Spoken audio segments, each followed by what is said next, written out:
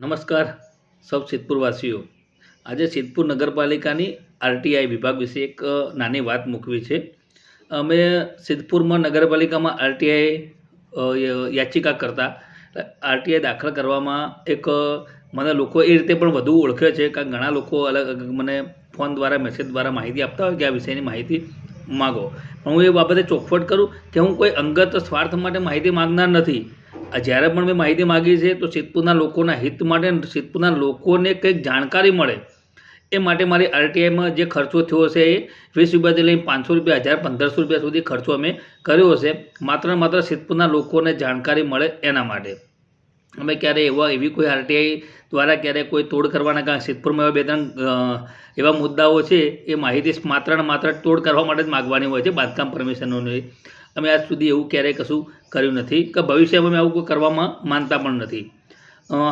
સિદ્ધપુર નગરપાલિકાના જે શાસકકર્તાઓ, જે સિદ્ધપુરના લોકોએ એમના વહીવટમાં બેસાડ્યા, એ લોકોની એક પવિત્ર ફરજ હોય કે જ્યારે પણ એ સત્તા પરથી જ્યારે નીકળવાના હોય, ઉતરવાના હોય, ત્યારે એમને પોતાનો હિસાબ એકદમ પારદર્શક રીતે આપવો જોઈએ। એ નથી આપતા એટલે આપણે આરટીઆઈનો ઉપયોગ કરવો પડે છે, કારણ કે જો આરટીઆઈનો ઉપયોગ ના કરતો હોય, કર્યો હોત તો આપણને ખબર ના પડત કે આપણે 7 લાખની ગાડીમાં 8 લાખ રૂપિયા ખર્ચો કર્યો, આપણે ડીઝલોની અંદર બેફામ ચોરીઓ થઈ રહી આપણને ખબર ના પડત, વૃક્ષારોપણ સિદ્ધપુરમાં થયું નથી ખબર ના પડત, ગટરનો લાખો કરોડ રૂપિયા ગટરમાં વપરાય છે આપણને ખબર ના પડત, સફાઈ પાછળ 4.5-5 કરોડ વપરાઈ ગયા ખબર ના પડત, ડમ્પિંગ સાઇડ પાછળ 12-13 કરોડ રૂપિયાનો ધુમાડો થઈ ગયો આપણને ખબર ના પડત।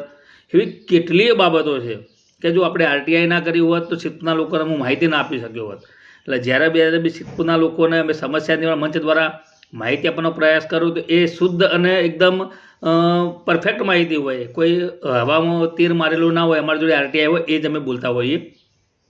અમે થોડા સમય પહેલાં એક માહિતી માગી મેળાના હિસાબની એ બાબતે, એ વિષયની વાત કરવી છે કે મેળાના હિસાબની માહિતી હું સાંજ સુધીમાં મૂકું છું। જો આ લોકો આપણે માગીએ છીએ શું ને આપે છે શું, આમની નીતિ લોકોને પારદર્શક વહીવટ આપવાની નથી એ તમે આરટીઆઈ જોશો એટલે તમને ખ્યાલ આવી જશે। આપણે માગીએ છીએ માહિતી એને આપે છે શું, માહિતી આપવામાં પણ આ લોકો ટેકનિકલ કારણોને આપણને કાયદાની ચુંગાલમાં ફેવરાઈ જાય, પણ ખરેખર તમે પ્રજા માટે બેઠેલા પ્રજાસત્તાક રાષ્ટ્રની અંદર પ્રજા માટે બેઠેલા સત્તાધીશો છો, તો તમારી ફરજમાં ચીફ ઓફિસર મુખ્ય તમારે તો ખાસ ફરજમાં આવે કે તમે તો અમારા પૈસાથી ટેક્સ, તમારા ઘરનો ખીચડી ચાલે, તમારા ઘરનું ભરણ પોષણ ચાલે છે, તમારે તો માહિતી ઈમાનદારીથી આપવી જોઈએ। આટલા બેઈમાન ના બને ને તમારી પાછળની પેઢી એવી ખરાબ પાકશે યાદ કરી જશો। ધ્યાન રાખજો, સિદ્ધપુર છે।